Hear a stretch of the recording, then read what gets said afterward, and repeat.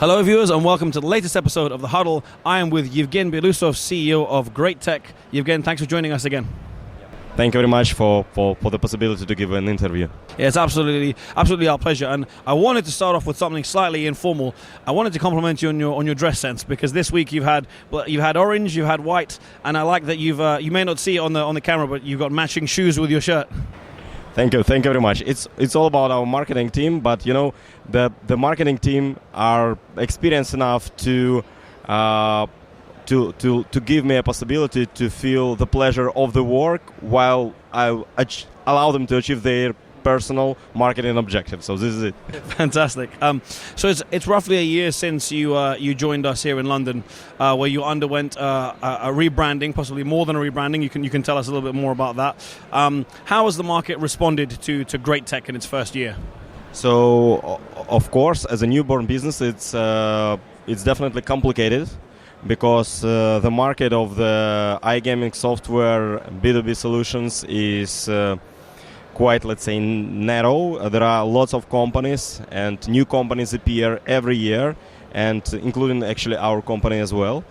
So it's complicated, tough competition, very well-known, huge brands presented on the market that actually work for already 10 plus years.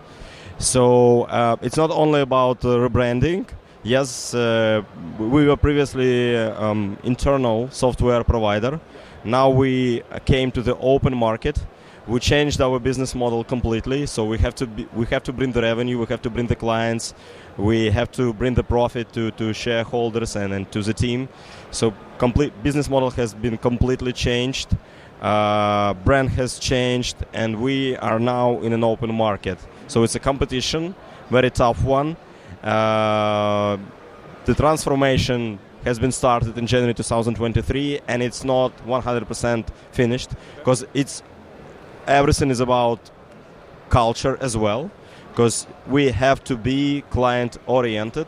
When we were an internal provider, internal B2C brands, they are not completely clients, because there is no way for them to leave our platform. And on an open market, we have to compete, because we can lose the client, we can lose the possibility to acquire somebody.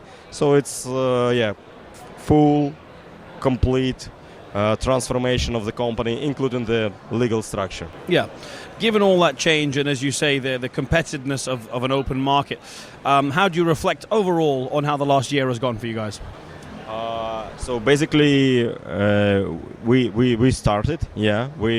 started the external media communication at the beginning of the summer 2023, and we were waiting first result maybe at the beginning of 2024, and we were impressed a lot that we were able to onboard first our clients till the end of 2023 actually, and some of them were launched by our team. So this is good, and we are impressed by the first results.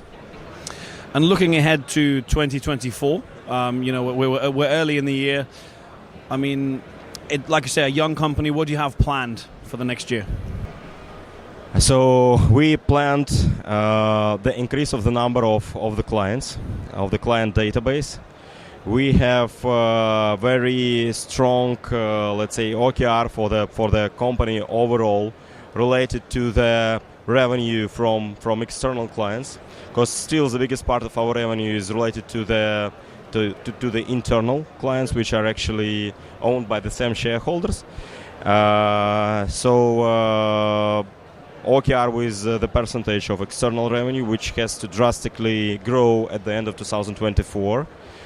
That means that we have to be capable enough to bring more clients, launch them, and retain them with us, with all the techniques, client service, responsibility, commitments, and so on and so forth. And in terms of geo, we just precisely selected several macro regions that we are focused on. It means that we invest a lot to become these countries fully ready from our side to onboard new operators to these countries. But it doesn't mean that we do not on board clients from any kind of countries outside of these regions. So if we do have a strong request from the client, we are ready to launch.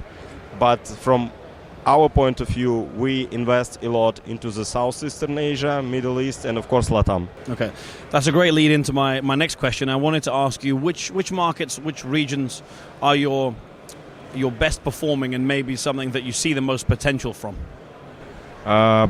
So basically, yeah, it's LatAm definitely, but it would be let's say too general to say it's just LatAm. There are certain countries that we are invest our time, energy, and money from our shareholders. It's actually definitely Brazil, it's Peru, it's Chile, it's Colombia. Yeah. So basically, these 4 countries we are concentrated at the moment. And we do everything to be ready for the regulations that are coming in Brazil, for the regulations that are already in place in Peru, for example. The product is customized depending on the local needs already. All the technical integrations related to the third parties like casino content providers, like payment solution providers are already in place. And such countries as Southeastern Asia, like Malaysia, including India, including Kazakhstan, for example, are already, let's say, either ready for 100% or will be ready in the next couple of months. It has to be said, those markets that you mentioned in LatAm, Peru, Colombia, Chile, and Brazil, very promising markets. Kind of, I think the whole industry is excited about them. Could I ask, are there any markets that are particularly sort of challenging for you guys at the moment? So every market is challenged enough, let's say, because there is no, let's say, blue ocean somewhere left on the entire globe.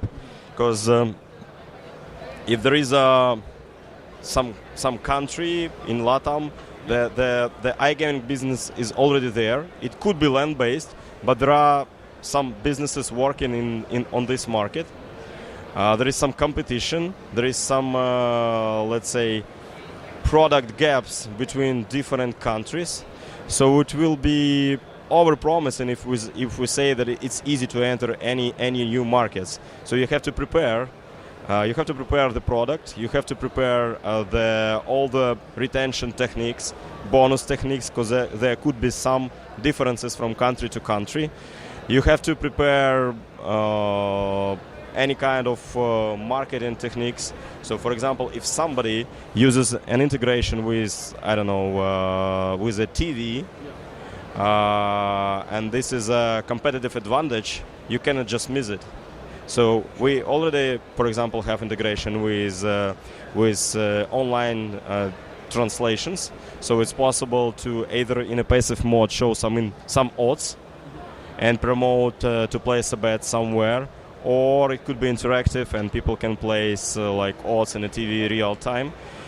There could be an integration with Twitch, and so on and so forth. So lots of let's say local techniques should be taken into consideration to make the product comfortable for players and competitive enough for the operators to allow them, to maximize their revenue, profit, and so on and so forth. Yeah, I mean, lots to consider. A lot that you mentioned. Yeah, so it will be over-promising just saying like we can do it easy and enter any new market.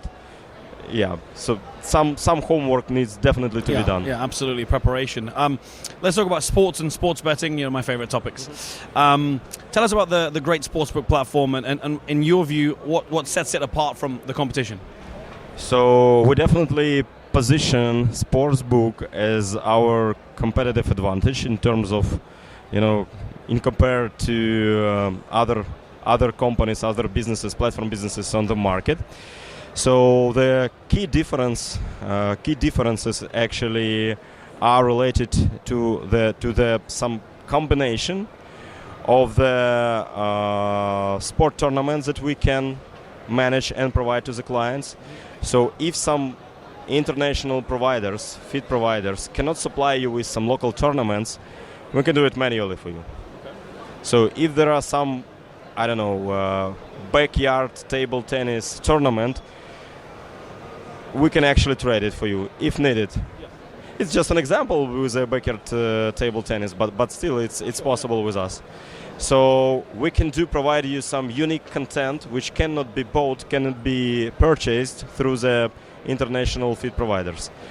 In addition to that, because of all our AI and machine learning risk models in trading and risk management for the sportsbook, we can maximize your turnover, betting turnover, without losing the profitability. So when we compare our sportsbook to all the providers of the sportsbook as a B2B solution, we see that we stop getting bets for different outcomes, like the latest in comparison to as later as possible in comparison to other providers, which actually makes the business a little bit more risky, but it maximizes the turnover.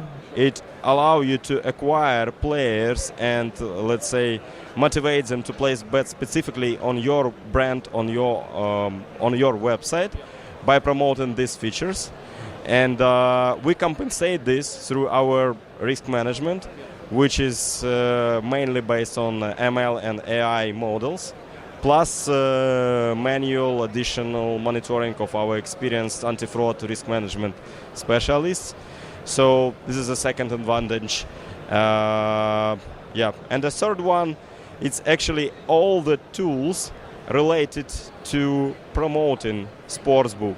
So we can easily give you an API integration to different marketing channels. So you can show in real time the odds on different banners, different media resources. We have, as I mentioned, integration with TV, integration with Twitch. So it's allow you to promote your sportsbook whenever you want and with the best possible quality. And I'm not talking about uptime or this kind of things, because it's parameters of, let's say, hygiene for our platform, and we do not see it's like a competitive advantage. So overall, in comparison to the last trend for the last years, we want to say that with our sportsbook, you definitely can, as an operator, you can bring to your business more revenue, more profit, and do not use sportsbook as an acquisition tool or as a tool to make some sponsorship contracts. You can make a business with sportsbook, not only with casino. No, interesting. Yeah, interesting, because we've had people here who've obviously talked about sportsbook as an acquisition tool. Exactly. So you're talking more. Yeah, I understand. Well. I mean, it's always about at the end, it will always about human factors. So I understand investors. I understand businessmen, because they rely on casino because it's really easy to predict. Yeah, and the margins as well. Yeah. But with our sportsbook, with certain clients, we have a contracts where we guarantee them high marginality on a 6 till 12 months period of time. Okay, sure. So I'm a Liverpool fan, which frames the next question. If I'm an operator trading Liverpool versus Man City, which I think is coming up, big game. I mean, it's probably one of the biggest games you'll have in the Premier League season, right? If I want to offer markets on tackles, shots on target, corners, why would I come to the great tech platform? Because according to all our researches and analysis, we provide the most wider, let's say, range of different outcomes for every game, every tournament. And as I mentioned before, we close accepting the bets on different specific outcomes as later as possible in comparison to other sportsbook providers. Yeah. Interesting. We have the Euros coming up. Obviously, massive tournament for sports fans, but for sports betting as well. Does Great Tech have any specific plans for that tournament? Of course. So we are going to promote within our clients all the techniques that I mentioned before, like promoting sportsbook through marketing campaigns, by using our software, by using our integrations that we allow you to show odds, teams on any marketing materials, advertisement materials. And of course, we do have specific CRM retention chains, let's say, well prepared, and that showed commercial effectiveness in terms of retention of the players already on the past football championships that could be effectively used on Euro as well. Mm-hmm. Who's going to win the Euros? The best. The best team is going to... Oh. Safe answer. I mean, the best and the luckiest. So this yeah. I mean, usually no one says England, and I think they'd be smart not to. I hope, but I don't really believe.